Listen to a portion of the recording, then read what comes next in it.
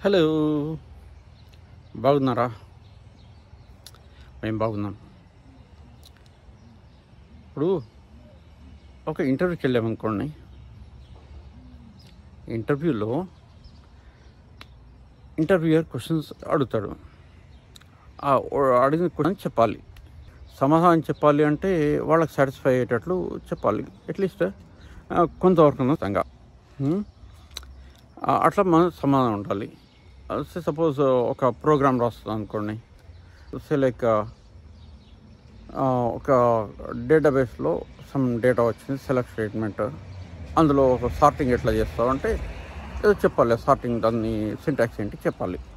లేకపోతే కనీసం చూడకూడదన్నా చెప్పాలి. ఎట్లా సార్టింగ్ చేస్తాము, ఏం చేస్తాము, లేకుంటే ఇంకా రకరకాలుగా దాన్ని బట్టి అప్పుడే మరి సెలెక్ట్ చేసుకోవడానికి వీలవుతుంది. లేకపోతే పాపం ఆయనకు మాత్రం ఎట్లా తెలుస్తుంది మనము చేయగలుగుతామా లేదా అని? తెలియదు కదా. సేమ్ మరి ఈవిడేమంటుంది, నన్ను సెలెక్ట్ చేసుకోండి, నేను ఎట్లా కొట్లా రాసిస్తాను. నడుస్తుంది అట్లా? మరి ఇప్పుడు నన్ను సెలెక్ట్ చేసుకోసామి, నన్ను సెలెక్ట్ చేసుకుంటే నేను చేస్తాను, ఖచ్చితంగా చేస్తాను, ఏదో ఒకటి చేస్తాను, చేసి మీరు సాటిస్ఫై అయ్యేటట్లు చూస్తాను అంట. ఎట్లా అవుతుందమ్మా, నువ్వు చెప్పు తల్లి, ఎట్లా రాస్తావు అంటే ఈవిడేం చెప్పలేకపోతుంది. మరి లేదండి, నేను చెప్తున్నాను కదా, నేను I'm the person who is going to satisfy your American dream, I'm going to fulfil your American dream అంటుంది. ఎట్లా చేస్తావు తల్లి అంటే చెప్తలేదు. పోనీ అది వదిలేయి, నీ పక్కింటి వాళ్ళతో నువ్వు ఎట్లుంటావు తల్లి అని అడిగితే అది కూడా చెప్తలేదు. పోనీ నువ్వు అమెరికాకి పెద్దన్నా, నేను అమెరికాకి పెద్ద తల్లి అంటున్నావు కదా, మరి పెద్ద తల్లిని అమెరికాకి పెద్దమ్మని అన్నప్పుడు పెద్దమ్మని అంటారు తెలియదు కానీ, మరి అట్లా అన్నప్పుడు ప్రపంచంలో కష్టాలు వస్తున్నప్పుడు ఈ కష్టం ఎట్లా వచ్చినప్పుడు ఎట్లా చేస్తావు అంటే దానికి ఏదో ఒక సమాధానం ఉండాలి కదా. ఫలానా కష్టం వచ్చినప్పుడు ఎట్లా చేస్తావు అన్నప్పుడు ఏదో ఒకటి చెప్పాలి, ఖచ్చితంగా చెప్పి తీరాలి. లేకపోతే మనం ఆమెకు ఓటు ఎట్లా వేయాలి? ఈ కమలా హ్యారిస్ అంటది, నేను రిజాల్వ్ చేస్తా ప్రాబ్లమ్స్ అంటది. మరి ఎట్లా రిజాల్వ్ చేస్తా అంటే చెప్పదు. పోనీ ఇప్పుడు రష్యా తర్వాత పుతిన్ అండ్ జెలెన్స్కీ వాళ్ళ యుద్ధం ఎట్లా రిజాల్వ్ చేస్తా తల్లి అంటే, ఆ యుద్ధం రిజాల్వ్ చేస్తే ఏం లేదు, రష్యాను ఓడగొడతాయన్నా, ఇంకా ఆయుధాలు పంపిస్తా, ఇంకా ఫెసిలిటీస్ ఇస్తాము అంటది. అరే, ఇప్పటిదాకా ఉక్రెయిన్లో బతికి ఉన్న మనుషుల కన్నా చచ్చిపోయిన వాళ్ళే ఎక్కువ. ఆ దేశం మొత్తం నాశనం అయిపోయింది ఆల్మోస్ట్. ఇంకా కూడా నేను కొట్లాడుతా, వాడు కూడా కొట్లాడుతూ అంటాడు, ఈవిడ కూడా ఎక్కిస్తుంది. ఆయన ముసలబామా ఆయన కూడా ఎక్కిస్తాడు. చలో ఇంకా పంపిస్తా. ఇక్కడ మా వాళ్ళందరూ కష్టపడి పనిచేసి వాళ్ళ ఇల్లు ఆకులు అమ్మేసైనా సరే నీకు డబ్బులు ఇస్తా అంటున్నాడు.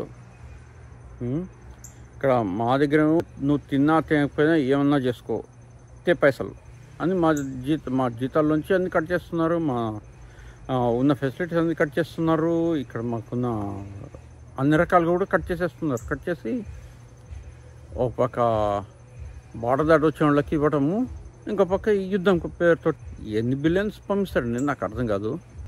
బైడెన్ గారు ఆయన ఉద్దేశము 1 బిలియన్ అంటే మనం ఒక 10 రూపాయలు అన్నట్లు అనుకుంటున్నట్టున్నాడు.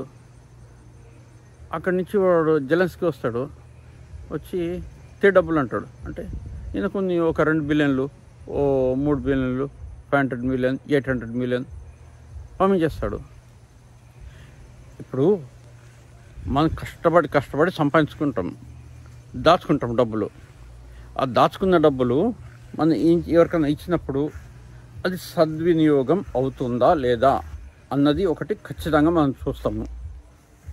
ఇప్పుడు ఎందుకు మీరే చూడండి, మీరు ఒక ఎవరికన్నా ఒక దానం చేశారనుకోండి, ఒక సంథింగ్ డబ్బులు ఒక 500 రూపాయలు లేకపోతే $500 ఎవరికైనా దానం చేశారనుకోండి, వాడు మీ దగ్గర దానం తీసుకుని పోయి అక్కడ పక్కన కళ్ళు కూర్చొని శుభ్రంగా కళ్ళు తాగేసి ఎంజాయ్ చేసాను అనుకోండి, ఇంకోసారి దానం చేస్తారా?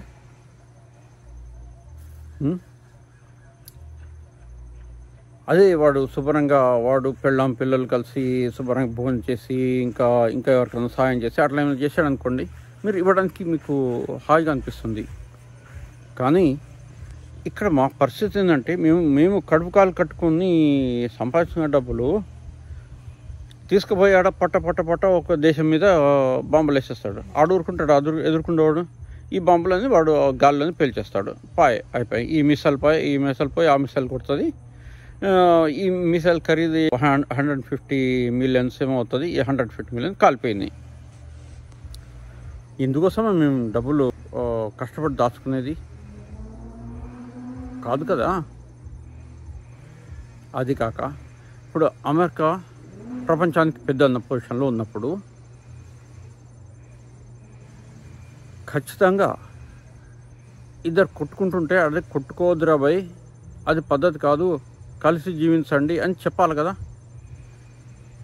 మరి ఎందుకు చెప్తలేదండి?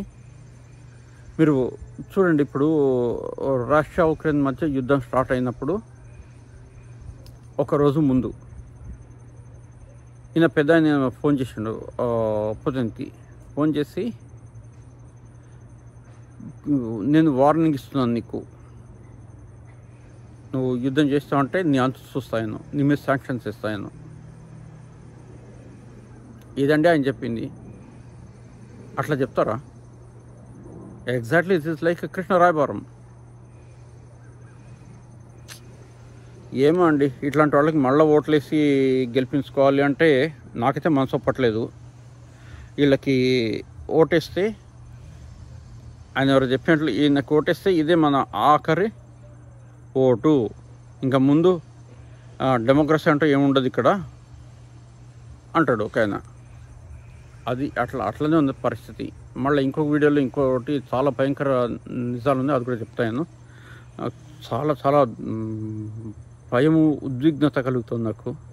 అది ఎట్లా రాబాయని. ఓకే అండి, సీ యూ.